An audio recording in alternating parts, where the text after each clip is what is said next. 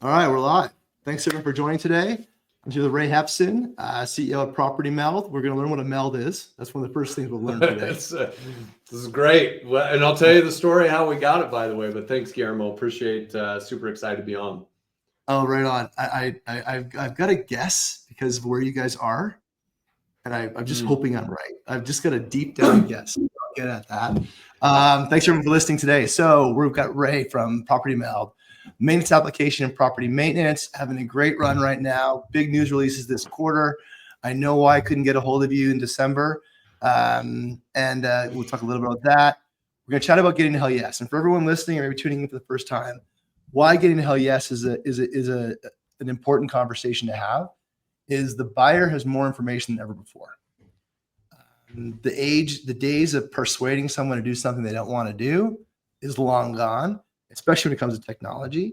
And one of the things that we've got to do as sellers is make sure that we're matching the fit and the problem that the customer is seeking to solve versus, showing them the garden path, the old expression of you can bring a horse to water, will they drink? Like, we're trying to find faster deals and faster sales. It's about finding the archetype or the characteristics of a buyer that's trying to solve a specific problem. Now, I think what's really interesting or special about our conversation today, we both sell the maintenance side of things. I would love to hear about some of the early days when maintenance. I mean, I've got a theory that maintenance wasn't priority number one for a number of years, particularly over your life cycle. So if you could even share a little bit about how you talked and found the original people that were trying to solve maintenance, because in many cases, it's still the bottom of the priority poll. And what that looked like, how that felt, because it is while critical over the last few years, it just depends on the market, right? And so if you could share a bit about that. You're in South Dakota. I'm currently in Alberta, so we're Midwesters by heart. So I'm thrilled to chat with you, and I love what you guys have done. With respect to building a tech company, the only other example I can think of is you might remember Great Plains software out of Omaha. Great Plains in Fargo. Isn't that the one in North Dakota? Yeah. Fargo. No, it's sold Fargo, to Microsoft. Right. That's the one of the largest enengineering operations in the United States or even the world, and they're in Fargo or something like that. I'm curious. Those are amazing stories, right? I mean, it's particularly that was I think 20 years ago, maybe 20, I don't know how long ago, but those stories, it's hard to do. So anyways, we'll get going here. So the first thing we always chat about is a little bit about your background. How'd you end up in this role? How'd you end up wanting to solve maintenance? What's the problem you solve out there? Yeah, so great question, by the way. So I always tell people I had a little bit of an unconventional path to this. I barely passed engineering school with a 2.9 GPA. I was definitely one of the ones. And not only that, I was a mining engineer. So oh my God, my dad's a mining engineer. Oh, yeah. Great people, by the way. They're like the engineering kids that you want to go drink with that are not going to be in the study hall. That's us. And then I was a 2.9 within that. But anyway. Yeah. And you don't mind long walks by yourself. Sometimes you have to. Well, and out there you have to. But so my background, I graduated there. My first actually tranche and experience was after the last housing crisis. If we want to say the 08, 09 one was the last one. And I was going in after, and I was in construction materials, not a fun time to be in construction materials. So one of the greatest gifts I was given, honestly, is my job when I jumped into it, I interned for these people and I came in and they're like, hey, one person's got to do this job, not two anymore. And that's you. Congratulations. Welcome. And so, after going through my, 5 stages of grief, thinking I'm coming to get this easy job, I got an opportunity to learn how to optimize things, because how do you turn 2 people's jobs into one? I had to automate a lot of different things. I'd find ways to get good data to where I could watch it. And I ended up getting my life together a little bit. And the great thing is I got sent with basically the same company to different parts of the country to kind of keep doing the same thing. It's just optimizing the machine and the engine while maintaining safety standards, high safety standards, high environmental standards, and then you had to do more with less. And so it was a gift. My last gig guy. That's the Bill Gates. Hire the laziest engineer. Oh my goodness, I was so lazy. I'm waiting for this like this gift one day of this laziness to be able. I'm like, oh, if I just do this, then eventually I'll be able to take a break. And then last one I was in Baltimore, and half the team got laid off on like a Wednesday, and the guy who was supposed to lead them quit. So I got flown in on Friday, and we ended up getting the company stabilized. You know, great people that work there were able to have longer careers because we were able to kind of save the plant. So long story short, I was a big operations person before, Mhm. and so so segue that into my co-founder called me one day when I was in Baltimore. And he's like, hey, man, I know you've moved around a lot. My maintenance experience was atrocious. Is this normal for you thing? And I said, you know, I'm pretty handy. I fix a lot of things myself. And I said, well, let me check, because I'd never do it. And so I ended up doing an evaluation of about 25 different property management companies, learned their processes. And I was like, oh, we can do some stuff here with some automation. Everyone's going to be happier. So yeah, that's the story. That's how I got into it. A little unconventional, But you know, now that's an interesting segue, because like that's not hell yes. That's a problem. Yes. Yes. Those are two different things, right? Like, and the expression I use, the story I tell, is that my shop desk in my garage is a mess. It's a problem, but I've never cleaned it up in 7.5 years. So how do you make it a priority? How did you, like 9 years ago? So like, again, someone who's selling into maintenance in 2024, it's a totally different conversation. There are people listening and looking. In when you guys found a Property Meld, how did you get started in getting and attracting the conversation around maintenance? Yeah, so just a little bit of background. So Property Meld automates, you know, kind of front end to back end, all the coordination, follow-up, communication, scheduling, all that sort of stuff. But to start, it was kind of, and I didn't mean to bring a prop, Guillermo, but I happen to have one next to me. When we were building this together, by the way, this is my favorite artifact. This is the business plan from 2014. This is literally V1 before any code. Yeah. And I actually, the way that my brain works is I need to go understand the process.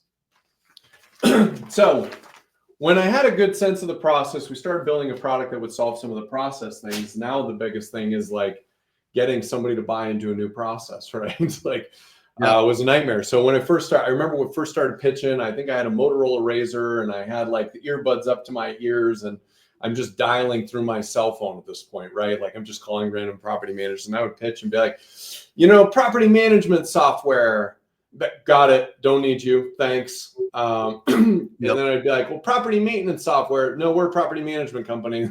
No, thanks. And then the thing that I started doing, and a lot of that's continued to carry on, is like, hey, can we just talk about maintenance? And people do like to talk about their problems. And I would spend time asking them questions about how they were handling things within that process. Yeah. And by asking enough questions, it was kind of like this thing where you could hear on the other end of the phone where like the voice is starting to get solemn, and there's almost starting to have the depression leak in, because it was almost like I wasn't paying attention to it, but now we're having a conversation. I actually really hate it now. Now that you say it, that is why I can't take vacation. That is why I'm losing all these people. That's why I'm getting all these angry phone calls. And so the thing that we learned about that is really, if you understand their problem really well and you get them to see their problem really well, then all you got to do is make it easy for them to get what they want. Yep. And so that's what a lot of our focus has been, even as a company, and since still, is we have to be insanely good at going and learning their problems, and then two, getting them to also learn their problems. If we can't do that, there's no amount of incentive. There's no amount of what do you call it? The garden path. Yeah. Garden path. Yeah, we're all creatures of pain, and we will look for the thing that we will focus on the most pain, period. And so anyways, we've gotten obsessed about that. In those first few, so like your Property Meld's, I mean, it's grown quite a bit. I mean, it's over 9 years, it's grown quite a bit. What was the first problem you solved? Communication and follow-up. Table stakes on maintenance, right? And again, if you look at that little chart, like, you know, the flow chart there, it's so hard to consistently follow up on things in a systematic way. So, and if you think about for every 1,000 rental units that somebody has, there's going to be 400 individual instances that require multiple follow-up points. Yeah. And the likelihood of a human being doing that correctly 100% of the time, when follow-up often requires touching base with another human, is almost nothing. But then the pain that comes from that is super painful. It's the negative reviews. It's the angry call. It's the investor who calls you and rips you. And so those are like, I need to solve for follow-up. So those were the two biggies as we started. Follow-up and communication were the big pain points. The big problems. And, I would probably go as, for everyone listening, I mean, these are also maintenance folks that are doing the stick handling. And so their strength in life is in a different space than follow-up and communication.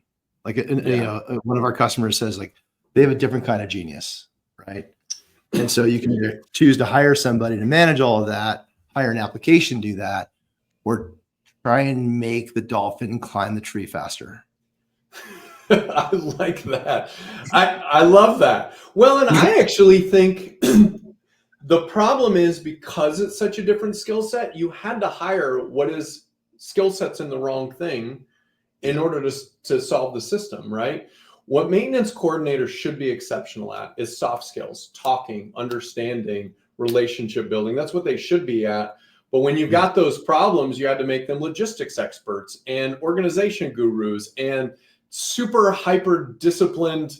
I've got 19,000 sticky notes and I've got my own process and system. And so the problem is, you need that to prevent the soft skills from being required. But the reality is the soft skills are what you actually need to find vendors, hire technicians, get them to stay, talk to residents down off a cliff, like all those things. The gap in the business model, or at least the technology meeting the business model, a lot of the times made us hire the wrong people, because that was less painful than solving it with technology and being able to bring the right persona into that particular sequence. Well, it also feels like the job description that can be approved, right? I mean, I'm not going to, you're looking for hiring a maintenance coordinator. You want to put something out there that speaks to soft skills and has a communication background. The conventional way of doing things might just say, no, here's a job description I posted last year, and this is the one you should, or 2 years ago, and use this one. Top priority. Yeah, top priority. Yeah. How well can you get yelled at without walking out the building? It's such a negative job. I think these are all very real problems that are super important. But the dolphin up the tree, I might have to steal that one, Guillermo. It's all yours, man. I mean, it really is like, they're put into, and I think this is also, so my hunch or my theory is that the big reason why there's so much turnover in this role is because we're asking them to do something that takes an unusual amount of energy for that person. So everyone's got strengths, right? And if their strength was to go and just fix things, they're probably much less turnover. But the fact that we're asking them to fix things, be one thing, all the techs we talk to every single time, I ask them, what's the first thing you say when you walk in to talk to a resident or a customer? And they go, well, I said, no, what's the first thing you say? No, what's the first thing you say? What today when you walked into a customer, what was the first thing you said? I'm sorry. Is that the first thing you say? How often do you say I'm sorry? I say I'm sorry probably 17 or 18 times a day. How does it feel? Wow. Well, it feels like crap. Why are you sorry?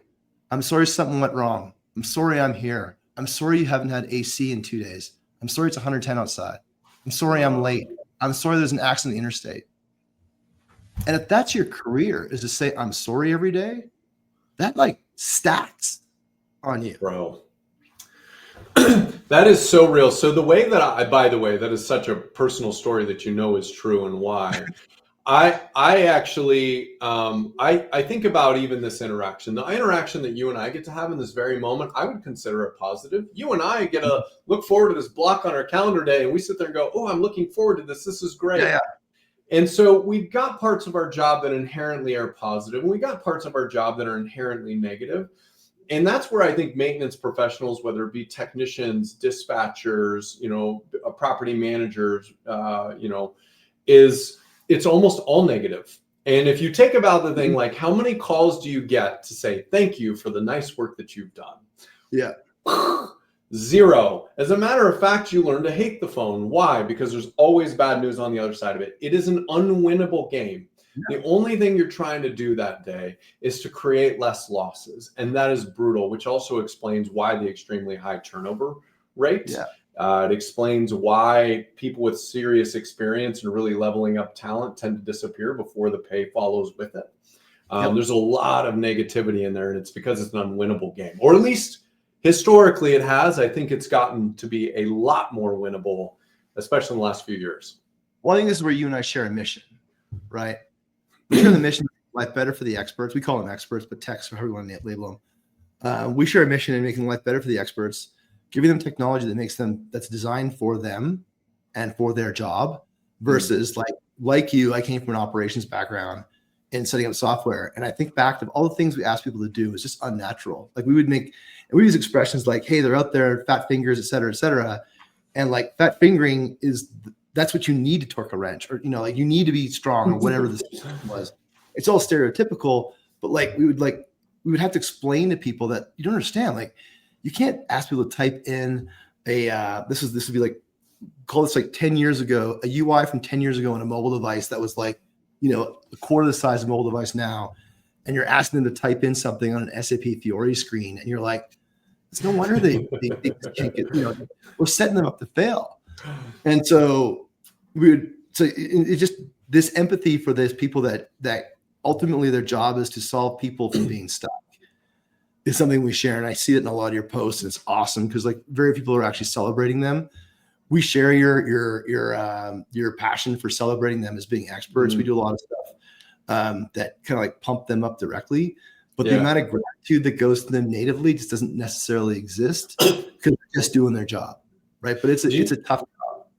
Do you know what's so great though? I will tell you, if you want a gift that the economy has given us over the last few years, it's been this really slow tranche towards you're really important, aren't you? Like, can you find a way to be better at your job, right? Because we think about rent is not going up in most markets. And a lot of the times, if you get a renewal, that you have a shot at it. If you're not getting a renewal, you're getting some rent compression.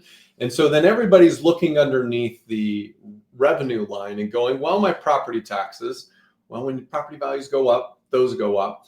Insurance, that's a heavy news hitter. That's going up a lot. Maintenance, going up a lot. And you're sitting there going like, which one's operator do you feel like you can control, or at least you have a shot of? And so now all of a sudden we're seeing people go, hey, parking lot clearing, is there a way that we can get these things under control? Expert, and now even as a byproduct, that's the economy is forced in almost every conversation, selfishly, I love it because like maintenance is important. I've always believed it's important. It's important for renewals. It's important for NOI. It's important for these things, but everybody's putting like a little spyglass on it and they're going, how do we do this? And the how do we do it is somewhere between the asset and group of people that have not historically had the attention put on them. And totally so one of the cool things that we're seeing, I don't know if you're seeing it, Guillermo, as well, but like the leveling up of talent that I'm getting to like talk to at like maintenance levels. It used to be this thing where it's like, hey, Bill, you want your shot? Well, you got to go through the crappiest job. That means you need to be the maintenance super. And then when you do that, then maybe you can come to it's like, no, they're sitting there going, let's pull in a VP that's background is in logistics and predictive modeling of whatever. And it's like, whoa, okay. Like people are trying to really get that in. They're the most important people now, which is great. They deserve it. Right. But my background. So when I was working in ops, like we worked with like heavy industry is how I introduced myself, right? 25 years centralizing heavy industry. So like above ground mines, remote mines, below ground mines, potash mines, utilities, energy, drilling, transportation, rail. I've got an obscure amount of trivia about how those industries work from an operations perspective.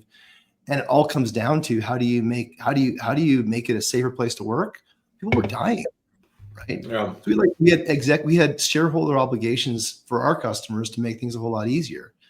And so in those situations, we found a lot of people in those roles that were managing multi-billion-dollar assets, and there's a cascading influence, but they were all logistics trained. There's a heavy influence on those people, because when in that business, when something went down, revenue evaporated.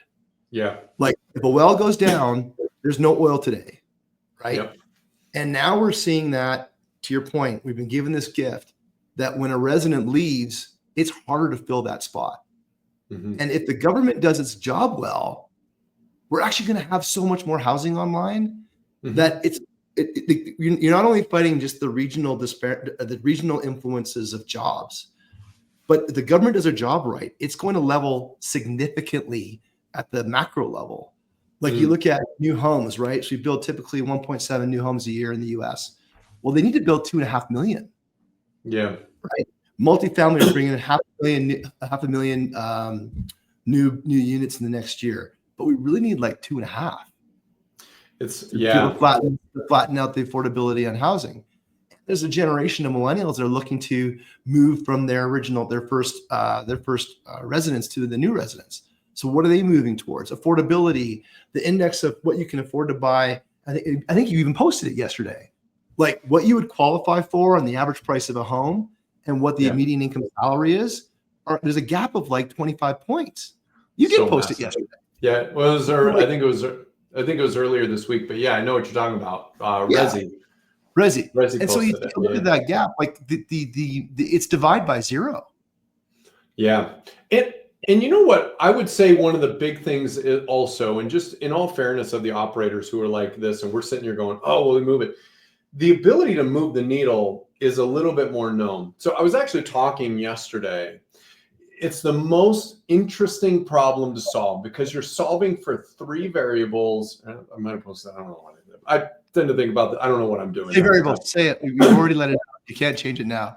Yeah, I'm already out. So there's 3 things you're optimizing all at the same time. You're optimizing right now for maximizing renewal rate. Wasn't the case in 2020. We were like, oh, that's okay. Do a 1-year lease. We're going to raise prices.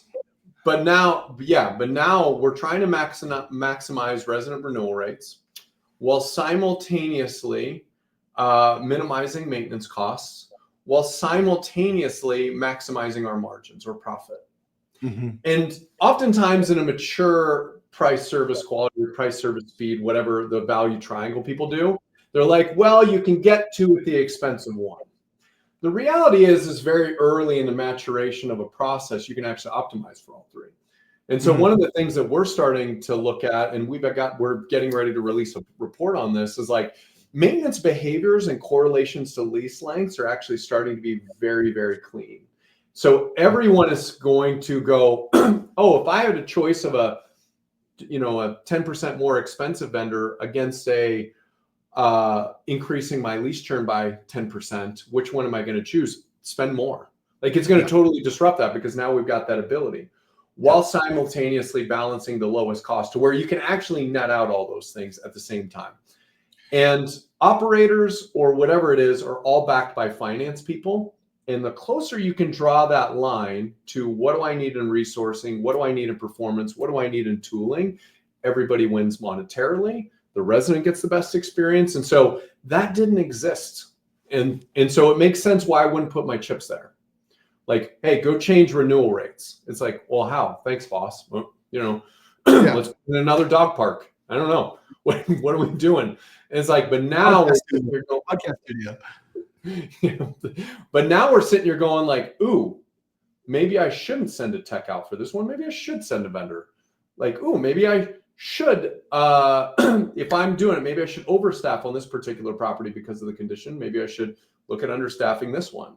Starts to make it more known. Anyways, I'm going on a tangent, but I think the thing is, it's fair to not judge how we looked at it in the past because we didn't have the information to make those intelligent decisions that I think has really started to open up in the last few years. Well, I'm going to give you a bit of credit here. I think that it wasn't a priority. So you managed to make it a priority. I mean, at the grand scale of things, there's 1, 2, 3 things you need to solve for in the last 3 years. It was like leasing, lease ups, and then and can I get my rent collected? Mm-hmm. Yeah. It wasn't about the maintenance. In a world, I mean, this is economics 101. In a world where there's scarce supply, demand goes up and demand fills itself. But we've got supply coming online, demand's coming down, prices are equalizing, we're hitting a new equilibrium. And the problem is that the input costs, interest, insurance, are moving from the bottom up. So look at a traditional P&L of your EBITDA line, like earnings before interest and taxes, right? Let's put insurance below the line so you kind of have an operating income view of things. Yeah. The only thing that's controllable is maintenance. And you manage it. Everything else is kind of like if you're a Covey fan, anybody listening, like circle of control, circle of influence, and then there's the weather. Yeah. Right. Right. Weather. You can influence your insurance. You can influence your insurance interest, but those are long run items that you as an operator may have influence on. So what can you control? Resident experience, maintenance experience. You know, and what's great is I'll tell you the other gift, and you're in manufacturing. By the way, potash mines and like we as a cement business, we took those byproducts, and so we could probably jam out about that a little bit. But the other thing that I think is like as part of that, like in manufacturing, which is like it's a very, very mature industry, hundreds of years of manufacturing prowess. You have Six Sigma, all these things that have been built around best practices that are super well known. What happens eventually is those margins get squeezed. People can still make money. We know how to do it. But if you were to dial down back into the maintenance aspect of that, so I ran mobile equipment maintenance at all these operations that I was at, in addition to the mining and production and all that sort of stuff. And it's like if you were to sit there and be like, just like you were saying, if a piece of equipment went down, huge money costs.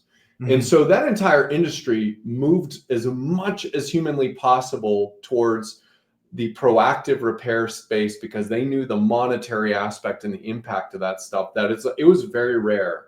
And corrective is 10x more than preventative, right? Exactly.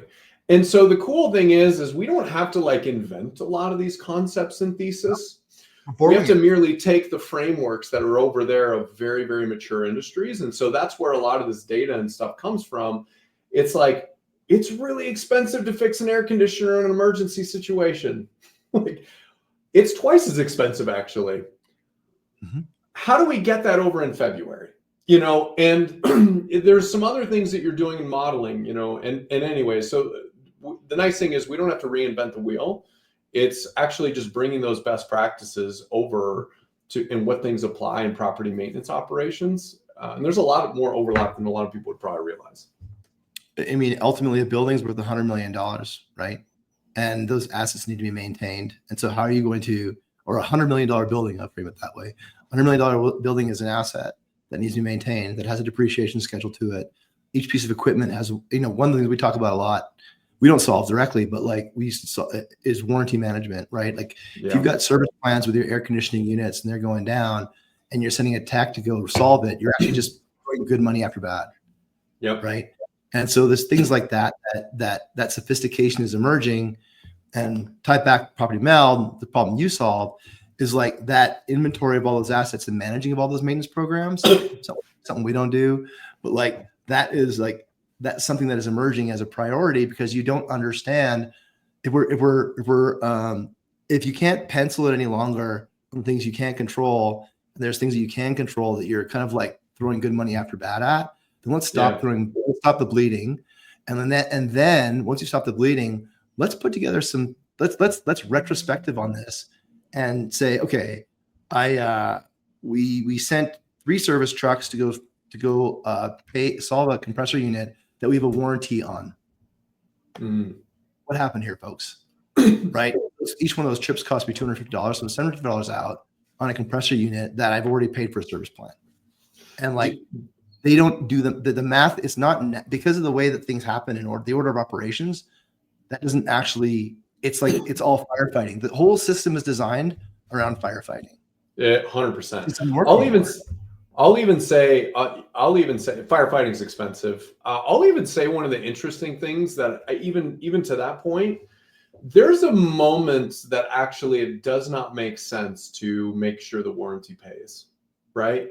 And that comes back to that data on the resident experience to maximize the renewal rate. If there was a moment in time that you're almost going to guarantee a lease churn versus you spending $250 of your own money, like it's going to start to get really interesting on how these decision points get to be a little bit more marred up. And I'll give a perfect example. We got customers that manage assets for institutional investors. It's all about cost management because there's somebody sitting behind an Excel spreadsheet going like, man, that toilet handle is 20% higher than I thought. And like, they're going to go back to their boss and be like, look at how much I talked him down off of. But what we'll end up seeing is a prioritization so much on cost management that you'll actually see a very distinct resident experience component that's getting very, very much grenaded. And so again, when you sit there and release the data on sitting there doing it, it's like, do you realize you're actually more destructive financially from an NOI standpoint by operating this way? Now, again, we have no other lenses, but it's going to start creating some really interesting decision point differences. Like, yes, we could get this 100% paid for, but should we, and is that the right financial move? And that is a really interesting change that's most likely coming. Our consumer goods customers each agent has a make good budget, and they call them make goods for stuff you audible at the line. It's Omaha, Omaha, Omaha, but they do get evaluated in what they spent that make good budget on. And so the incentive there is to facilitate the things you got to fix, but let's not make this the habit, right? And so they have a budget they're allowed to do no problem at all. But if they're constantly going over it, there's a double click on what's make good and what's not. And it's that permission to respond. And here's what we want to do, but we're going to manage it and control it. So there's accountability to it versus just do what's right in the moment. Yeah. And this is, if you want to talk about some of the cool things AI can do, you have to fundamentally understand the data. But I think like decision making, human beings are good at subjectively understanding another human. Some people are, we'll put it that way, but they're better oftentimes than just data points, right? I can read different things and be like, man, this resident's really pissed. Like, and they're actually, you can make this person happy and they're really pissed. That's a bigger problem than there's Frank. He's pissed again. This is another Tuesday with Frank. And so being able to be intuitive about resourcing to what things is very much a good thing. But there's going to be a point where, again, you talk about solving those three things simultaneously. Having a lot of the AI sort of tooling that can evaluate these decisions and help operators make near perfect or perfect decisions. So you guys just made an AI acquisition? Yes. Yep. What about that? Yeah. So we ended up acquiring. Hey, thank you. Super great team, man. And they built such a great product. Oh, like, yeah. So I joked with the CEO. I was like, man, you should have put more of this in my hands. I would have paid more. Like, I was joking, but it's so good that I play with it. But anyways, I'll tell what it is. So the company's name is Mezzo. And what Mezzo has is an AI agent called Max that has probably one of the most intuitive and friendly technician experiences that helps walk residents through resolving their own problems, or second best, getting information in a very digestible conversational way that'll help the technician or vendor like single trip it. And I always liken it to, it's almost like a technician that sits on your shoulder who's not like your dad, who would be mad if you didn't guess which wrench he needed next, right? It's like a very patient one. I joke, I have a great dad. But they would walk you through, be empathetic, solve things, and grab the right information to do it. And it is such a cool experience. And so it is, excuse me, it is, Max is going to be the new way that we get work requests. And so it's the new way that maintenance is submitted. And it's truly an exceptional experience. It's so good, by the way. Guillermo, you know this. If you talk to family, like, what do you do again? Right? Like, I could explain it to you, but it's not worth my time. But they sit there and go, I heard you acquired a company, and I did. And then I sit there and grab my phone and I hand it to them. I said, hey, submit a maintenance request. And they get a seat and be like, this is really cool. Like, it's that. So anyways, super cool company. Yeah. That's it. And that's one of the initiation of a maintenance request is a huge pain point in the process right now. It's not omni-channel. It's not, I say often that and you see some of these work orders as they come through, like for starters, actually, there's a separate conversation thread on this one on the concept of a work order, especially given your operations background. Like the person who is least qualified to provide the information is responsible for all of the information. That's so true. Or oftentimes there's a responsible person afterwards that calls the initial initiator to get more information because they need 3 touches. Now you're at 4 touches. Now it's a $50 work order and no one's even done anything yet. Yeah. Oh, I love that, by the way, Guillermo. The person who is most responsible for providing the right information is the most least qualified to provide the right information. To provide all the information. To provide all of it. Right? TM Guillermo. It's hot. It's too hot. It's too cold. I've got no AC. Like we've got some customers that have a lot of so I'll give you an example. This is a great one. We've got customers that have a lot of we've got some of our customers have a lot of their customers that are not native English speakers. Right? And we do translation and all this sorts of stuff, so it's easy for everyone to put stuff through. And like the logic we've had to bring in, so we get service orders that say it's cold right now where I'm at. My windows are crying. I love it. My windows are crying. You know what I'm talking about? You're in South Dakota. Yes. What do you do? Yes. My windows are crying, right? That's the work order. Like that doesn't even make sense. But if you know that they're probably boiling pot and it's minus 20 outside and there's condensation freezing out the windows, the humidifier is set to 45. Those are all non-trip work orders. Occasionally, you know what they do? They roll a truck. Yeah.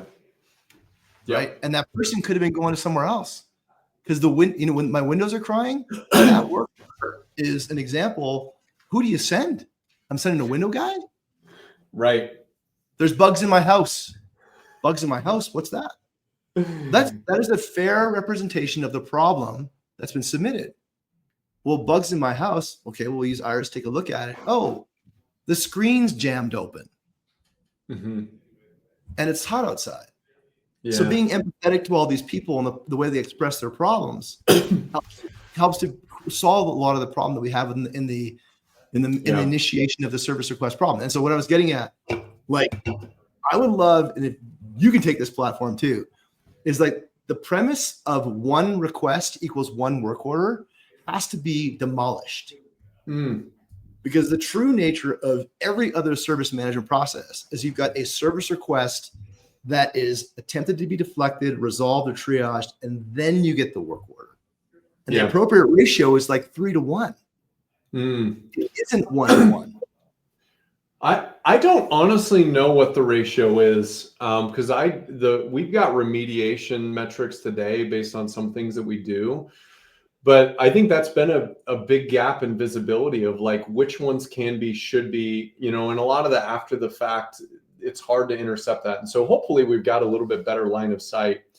I will tell you, I love the concept of the most responsible or the only responsible one for submitting the issue can sometimes be the least qualified, or at least have a variation level of qualification.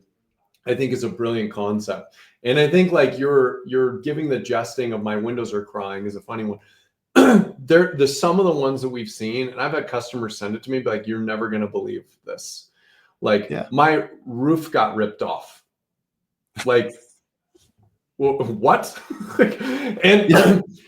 And this customer actually had the roof ripped. Like literally the roof was like, and like, you're insane. Like, got it. But I don't know how to articulate that. And if I was like, hey, listen, the trusses are separated from your outer wall. And there is an air gap between the roof and the top wall, we'd all be running and scrambling, being like, holy crap, but the reality is the roof is ripped off. Yeah, okay, whatever. No, it actually is. Yeah. So that's wild. Yeah. So these are, we're riffing and there's lots of education here. kind of bringing back to, we do have to end this at some point in time. Talking about hell yes. So we've talked a lot about the frustrations for initiation. We've talked about the market where maintenance is priority.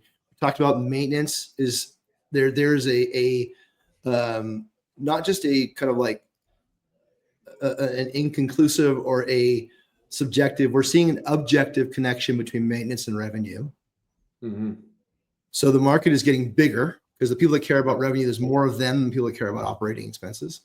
So when you're talking about a hell yes buyer and you've got 100 customers to choose from or 100 prospects to choose from, but you only have 10 that you can spend time with, who are you looking to talk to? You know, so I was on a call with an operator yesterday, and he was sharing some knowledge about an interaction with another company and the product people. And the product people, like, were basically like, hey, if you want the truth, come talk to us. Don't talk to sales. Like, and I was like, that's terrible. Like, and yeah. One of the things that I think we've ingrained well on is anytime we have a conversation, and the thing that we judge our own team and company on is like, if they have meaningful pain that we know we solve, that is a deal. Like that is the one you've got. And so again, I'm a big fan of Zig Ziglar. Zig Ziglar changed how I foresee sales because I felt like he was a really ethical salesperson. He was very much problem solving esque. And he's got first two things. One, you have to identify their problem. There's a reality that I know in property management. I've talked to thousands of operators. I probably already know your problems. But the second one is, do you know your problems? And it's really in relationship to how important are your problems. Oftentimes they know it. Do they know how big the problem is, or where does that need to be in the stack rank? So everything that we do in our sales process is probably annoyingly question-based to understand their problem. And then once you get that, I know usually before I get off of, the discovery phase where I understand their problems and I chat and walk through why this, what's happening there, well, what's causing that. It gives me a very good, picture of whether or not that person is going to go forward before I even do anything. Because the thing that I think the thing that we undervalue a lot of times, or we think if we're software and we're selling something, we think for some reason they're not smart enough to make the right decision. Like I've got to come in and do this. The reality is if you make it so abundantly clear about why that problem has to go away, then you just need to walk them through it and help them along. Like you actually can get out of their way at a certain point, but you've got to get helping. That, right. Yeah. And they call it same side selling, where, you sit there and go, no, we're both working this problem. And we'll be I actually think one thing that we're proud of is if they're not a good fit or we don't solve that problem, we're very candid with them. Like that's we used to try, and we're discovering the market. We would like be a lot of, we can do that. But I found that got us, it ended up costing me time and money, not because it was consuming my resources. Like I was talking to people I shouldn't be talking to. Because now we're very clear of the world that we want to solve. I tell everybody, our team, they repeat it, service request to work order. That's the only part we want to solve. There's the property meld, there's the et cetera. There's all the companies that solve the rest of that problem downstream, but we're not going to be best in the world with that. That best in the world already exists. Yeah. So knowing that, and then we just dig in on those questions. Yeah. Yeah. It's and again, if you make it abundantly clear on what problems we're solving and they agree with you and they understand why it's important, then it's a matter of just getting out of their ways. And the only thing I will say is like just human beings, like we're not necessarily change. Like you would not call the default of humanity like loves change. Like we don't. And so that's why there's where billion of us on the planet. We survive. We don't do exactly. Things. It keeps us safe, right?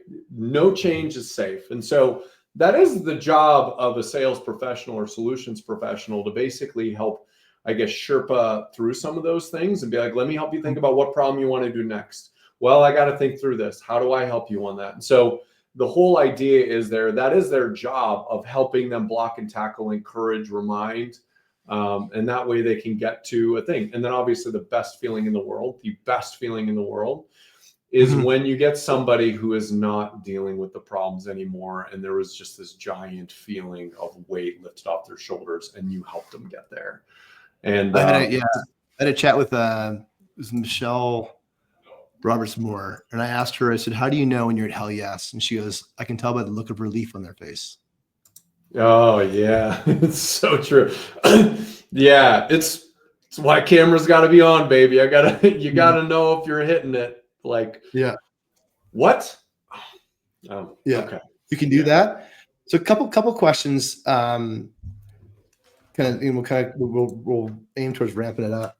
It's like, from a maintenance perspective, now you guys are big and you've been in this for a long time, so you've got all the SEO and you know all that stuff. What are people typing into Google and Meld shows up? What's the problem they're trying to solve? How are they expressing their problem? It's a great question, Guillermo. If you've got the answer to that, please let the marketing team know. You know, I would say this. There's a reality that education of the industry is still monumental right now. So that's how we get business, is we continue to learn about the industry, educate the industry. And a lot of the times people go, oh, these people really care. They're learning about it. Let me go and explore more. And so that's how we've had to admittedly win, is just educating. And not that we're operators, because we're not. We can take what we see and surface that and talk to operators and surface that and be like, here's what we're seeing. Yeah. And through that education, it starts to create demand and focus. And so, Guillermo, like you were saying, when we first started, nobody cared about maintenance. They just knew they hated it. And then I think there was a moment where I was talking to our leadership team, the executive team. I was like, what do we want to accomplish this year? I was like, 2021, I think our now director of marketing was like, I want people to quit questioning whether or not maintenance is important. They wanted to do that in 2021. Yeah. And the beautiful thing about seeing more, you see the titles, the regionals, regional maintenance manager, regional maintenance director of maintenance, national maintenance director. The titles are emerging.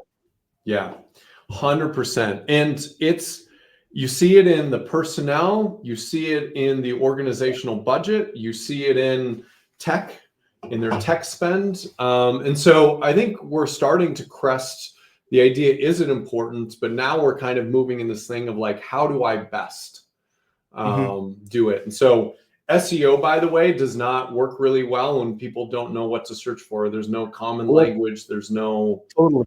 What's the problem you're trying to solve? Right? Yeah. So if you do crack the code, Guillermo, we do a lot of stuff. But if you find the thing, let me know. Yeah. The find money button, make it easy. When you were out there, like, so the one thing I've observed when you're selling revenue solutions, there's a natural time wall, the quarter, right? When you're selling cost solutions, it's very murky to what that time wall is. And the concept of time wall is a natural event or critical event for those who are selling, a compelling event in the sales side of things that people have to do something by. On the cost side of things, it doesn't naturally exist, because you can just boil the frog sort of thing, or you can kind of just like exist with, eroding margins until maybe you need to refinance, or maybe you got to, hire somebody else. What did you see? Either what time wall do you chase? What do you look for? What do you ask for when you're talking about this stuff? Well, and admittedly, I think in multifamily, particularly large multifamily, this is a really interesting question. Single family, third-party management is pretty straightforward. Single family, owner-operated, pretty straightforward. Multifamily, owner-operator, pretty straightforward. But the vast majority of multifamily that is a lot larger, it's been really interesting to kind of see the fee structures and incentive plans really aligned. And so Charlie Munger always had this great quote, show me your incentives, I'll show you my outcomes. So you have this really interesting dynamic where you have all these owners, investors that are asking these operators, can you please get these costs down? What do we got to do? At the same time, if you look at those contractual agreements, and you sit there and go, if you do maintenance really well and you take some bets and maybe reorg and do some different things, where do you make more money? And it doesn't exist. So there's a really interesting, probably a milestone that I think is probably going to have to be met for broad swath changes. And it is really, how do you create a more aligned incentive structure with operators to having better maintenance performance? Because right now there just isn't.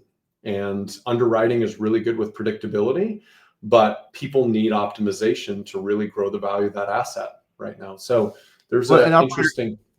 So, and I don't know who's on the winning side, because owners want to see change, but operators, in order to enable change, often have to change the property management agreements. Exactly. So they're kind of like, their hands are, and that's like, let's say I'm a mid-level employee and I've got a great idea, I've got a, great idea, and I want to get that through. The first block I'm going to get is, well, okay, now you got to get 3 owners on side, and those 3 owners got to buy in, and now we got to change all these property management agreements.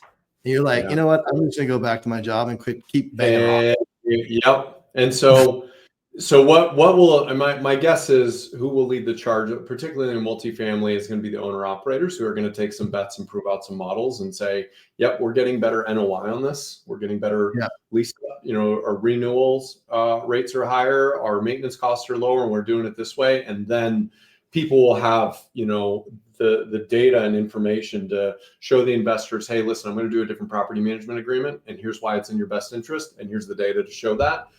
Okay, I'll sign on. So probably it's up to us to get the case studies, to get them on stage, to have those conversations, to share 100%. The story, that there's a path forward, right?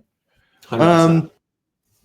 People that are starting in a business or out there selling right now, given your experience, what would you tell them to kind of look, if they're trying to get to hell yes, what would you tell them to look for? I'll give you the horror story, which is going to tell the advice and why I think this advice is valid. Perfect. So when I was in college, I worked at GNC. I think I was part-time. I was like the #1 sales guy. When I was in college, I sold cell phones. I was part-time. I was like #1 sales guy multiple times. And I was a part-timer. I came to sell Property Meld. I was getting my ass absolutely handed to me. And the big thing that I realized is, when people are coming to you and they walk in the GNC store, they walk in the Verizon store, and they say, I need a phone, they already know they need you. You're just guiding them, which is awesome. But a lot of the times, if you want to be a true excellent, or you're breaking something new, or you're innovating in a space that hasn't, you have to really focus on the part up that, like, having that conversation to convince them to go to GNC. You have to learn how to do that. Zig Ziglar is a great resource. And so becoming a fanatic with their problems and becoming fanatical with understanding how to get them to see them will make all the difference in the world. And I think it's the right way to do business anyways. So and I find it goes deeper than my experience has been. And this might be just my enthusiasm or whatever, but something that I'm really checking myself on is, there's a psychological part to problem acknowledgement. I can't tell you your problem. You have to say it out loud. 100%. And when you say it out loud, you imprint it in you said it out loud. You thought about it. You thought about how you want to say it. You said it and you heard it. And now it's personal. Yeah. And you got to find a way to get there without it being a hit to your ego, because nobody likes to call their baby ugly. 100%. Who should we talk to next? It's been a great conversation. I'll kick some names over, Guillermo. I'll kick some names over. I got some ideas. Awesome. Best way to get a hold of you? You can email me if you want to check out Property Meld. Go to our website. If you want to take a look, my email is ray@propertymeld.com. Obviously available on LinkedIn as well. Probably one of the best ways to get a hold of me. Nice. And a bit about MX Summit. I'll pitch there. Yeah, September. It's the dedicated maintenance conference that we bring in great operators, speakers, small groups to really go think through major problems. And so it's great for executives to understand what they're doing ahead, but it's also super great. We have a lot of people bring their team members to get sharp on some of their skills, processes, organizations around maintenance. You can be a customer or not a customer, does not matter. We have both there. And it's a really great event. We've doubled every year. There's been a huge demand for it. So it's in Rapid City, South Dakota, September. I don't know. mxsummit.co is where you can find out more information. And you can play Up Down at the rodeo. Dude, there's gonna be like, apparently marketing's got this. It's gonna be a blast. Like this rodeo thing. It's gonna be very cool. But anyways, if you don't follow rodeo, there's a betting game you play called Up Down. It's a lot of fun. I love my rodeo. I love it. All right, cool. Thanks for everybody for listening today. This has been an outstanding session, Ray. Thanks a ton. Please follow Ray. I know you're dripping some more data that you guys have been. We were going to talk about it, not running out of time, on the correlation and the surveys you guys have done with respect to maintenance and revenue. So if you care about revenue, you care about maintenance. Ray's got the data, and he's going to be sharing that with the world coming out to help everyone kind of build their business cases and understand their priorities. I guess another kind of comment to that: if you care about renewable revenue, you care about maintenance, because it is 5 times more to acquire a new resident than it is to keep one that you've already got. Listen to us on Apple, on Spotify, like, follow, comment, all those things. We love that sort of stuff. It helps us keep this thing going. Gives me energy, gives our guests energy. This will be on LinkedIn. We'll have a podcast coming out. There'll be a blog post, all that to keep sharing the little nuggets we got today. Please engage with all of them so we can kind of like hear what's going on and hear what we're talking about and get some feedback. Ray, this has been outstanding today. Love the chat. I look forward to seeing you in person. You going to RecCon? I'm not sure where I'm going. I'll find out soon. They tell me where to. There you go. That's smart. We'll chat and we'll find a place we can have a drink. Thanks everyone listening. Hey. Ray, thanks for the hour. Have a wonderful day. Take care, everybody. Hey, thanks so much. We end the stream. That was awesome. That was fun, man.